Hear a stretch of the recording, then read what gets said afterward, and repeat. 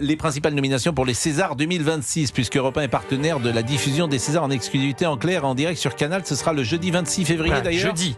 Oui. Pour pas être face au Resto du Cœur. Exactement. Ça sera intéressant. D'ailleurs, c'est une bonne initiative de Canal qui n'a pas voulu être en face les Restos du Cœur. Du concert annuel. Le programme le plus populaire de la télé. Et puis c'est une association effectivement qui vient en aide à ceux qui sont les plus défavorisés. Donc belle initiative de Maxime Saada et des équipes de Canal.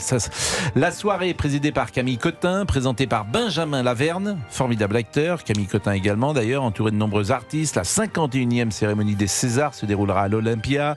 Jim Carrey recevra un César d'honneur. Nouvelle Vague, alors vous l'avez vu je crois, Nouvelle Vague. C'est Nouvelle Vague qui est le film de l'américain Richard Linklater sur le tournage mythique d'À bout de souffle. J'avais reçu d'ailleurs Michel Pétain sur le plateau de CNews parce que le film avait eu du mal à trouver son public et je me souviens le film était sorti le mercredi et on l'avait invité le vendredi et Michel Pétain c'est la productrice de ce film Nouvelle Vague et vous l'avez vu? Absolument. Et vous avez aimé? Comme beaucoup de films. Alors, j'aime beaucoup À bout de souffle, j'aime beaucoup cette période, j'ai lu énormément de livres sur la Nouvelle Vague, et l'acteur qui joue Godard est formidable, même s'il passait après Louis Garrel, qu'il avait fait tellement bien chez Michel Hazanavicius dans Le Redoutable. Après, j'ai trouvé que ça ne restait qu'un cahier d'images, c'est-à-dire un album photo. Voilà, c'était rien d'autre qu'un album photo d'une période pour laquelle on pouvait être nostalgique. On en a parlé ensemble, vous l'avez vu aussi, Pascal. Non, mais... Et vous n'avez pas adoré, vous avez quitté la salle. Pascal. Mais ce que vous dites n'est pas vrai. D'ailleurs, je m'inscris en faux et Nouvelle Vague Quand il paye, il quitte par pas la salle, Richard Linklater et j'ai trouvé au contraire que c'était un documentaire très intéressant. C'est pas un documentaire, c'est un film de fiction. Oui, mais c'est un documentaire qui rapporte une période qu'on a aimée. Même si on ne l'a pas connu, mais une période formidable de curiosité, de créativité. Voilà, je cherchais le terme. Vous l'avez vu aussi? Alors pas du tout, et j'assume complètement, mais parce que je pense qu'on peut quand même avoir l'honnêteté peut-être ici de dire que les Césars et toutes les nominations autour des Césars, c'est quand même quelque chose qui est très pointu. On n'est pas dans la popularité la plus extrême. Non, ça dépend. Non mais Pascal, on est en 2026, un film en noir et blanc sur les coulisses d'À bout de souffle que la plupart des Français n'ont pas vu, peut-être que c'est quand même un tout petit peu pointu. Là, je suis pas d'accord avec toi, Caroline. Non mais la preuve c'est que Canal+, et c'est très malin de leur part, a décidé de effectivement déprogrammer la soirée qui était prévue le vendredi 27 février. C'est parce que l'année cinéma a été pauvre. En face, mais il y a toujours eu des films le concert populaires des au Enfoirés César. sur TF1, ça prouve que c'est pas extrêmement populaire. Moi je vous dis, je fais des soirées Starac, je fais des soirées Danse avec les stars, mais je ne fais pas des soirées César parce qu'il y a un petit côté. Il y a un sujet Starac. Mais il y a un petit côté entre soi dans les Césars. Moi je faisais souvent des soirées César. Mais parce que vous êtes l'élite. Il y a un côté, vous êtes l'élite intellectuelle. Je suis l'élite intellectuelle, c'est la première fois. Mais demandez aux Français s'ils apprécient la cérémonie des Césars, ils vont tous vous dire qu'il y a un petit côté entre soi, les stars avec les stars, qui en plus se récompense stars entre stars, parce qu'il faut savoir que le jury, il est composé uniquement de gens du métier, donc c'est que des acteurs, des réalisateurs, des producteurs, des auteurs. T'as été meilleur que moi, non, c'est toi le meilleur, c'est toi le plus beau, c'est toi la plus belle.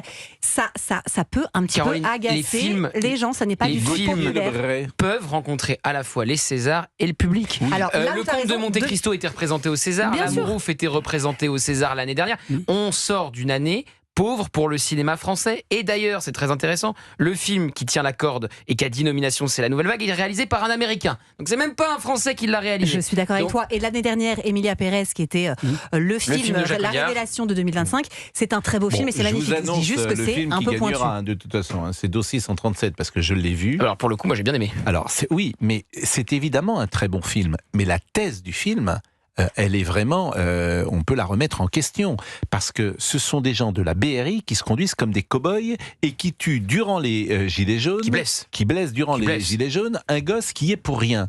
Donc moi j'ai vu le film, et je l'ai dit quand j'ai vu le film, je ne crois pas à cela, tel que c'est représenté. Le gosse, il est de dos, il court dans une rue, de dos, et vous auriez des policiers de la BRI qui le shooteraient de dos alors qu'il s'en va et qu'il n'a aucun danger. Je l'ai dit, je ne crois pas à cette thèse. Je ne crois pas à cette thèse. Je crois que c'est un film que j'ai trouvé remarquablement fait, remarquablement joué, mais avec une thèse qui ne me convient pas. C'est un film que je trouve un peu, même beaucoup anti-flic, pour tout vous dire. Et effectivement, il a toutes ses chances. Les personnages principaux sont des flics. Les personnages principaux sont des policiers. Oui, mais la thèse... Oui, mais si c'est à charge, ça ne le rend pas forcément Mais la service. thèse, c'est encore le flic qui tue pour rien. thèse. Voilà. Non, c'est pas. Alors, c'est pas tué, attention. C'est Non, justement qui c'est pour ça que blesse, j'ai dit. oui. Et on en a déjà parlé ensemble, souvenez-vous, je ne crois pas qu'une telle situation, aussi précisément telle qu'elle est racontée dans le film, je ne crois pas que ça puisse exister. Et j'invite tous ceux qui ont vu le film à se faire une idée. Ce n'est que mon modeste avis. Ça n'enlève rien à... C'est Léa Drucker qui joue, qui est formidable. Tout le casting est formidable. D'ailleurs, elle doit être nommée, j'imagine, Léa Drucker. Elle l'est. Meilleur film. Face à notamment Isabelle Huppert qui est formidable aussi dans le rôle de Bettencourt. Exactement, dans La femme la plus riche du monde. Qui n'est pas nommée dans meilleur film, malheureusement. Alors, meilleure actrice, il y a Leila Bekti, Ma mère, Dieu et Sylvie Vartan. Ça, c'est un film formidable. Ça, c'est formidable. Mais oui, mais c'est pas du tout un film, c'est un film populaire. Oui, mais il n'est pas nommé dans meilleur film. Il n'est pas nommé dans meilleur film. C'est un film populaire, c'est pour ça qu'il est génial. Valérie Bruni-Tedeschi dans L'attachement, Léa Drucker dans Dossier 137, Isabelle Huppert, elle est formidable dans La femme la plus riche du monde. Et Vraiment, Laurent Lafitte est nommé aussi dans meilleur acteur, et je pense qu'il l'aura parce qu'il est extraordinaire, Laurent Lafitte dans La femme la plus riche du monde. Et il est génial. Il est extraordinaire.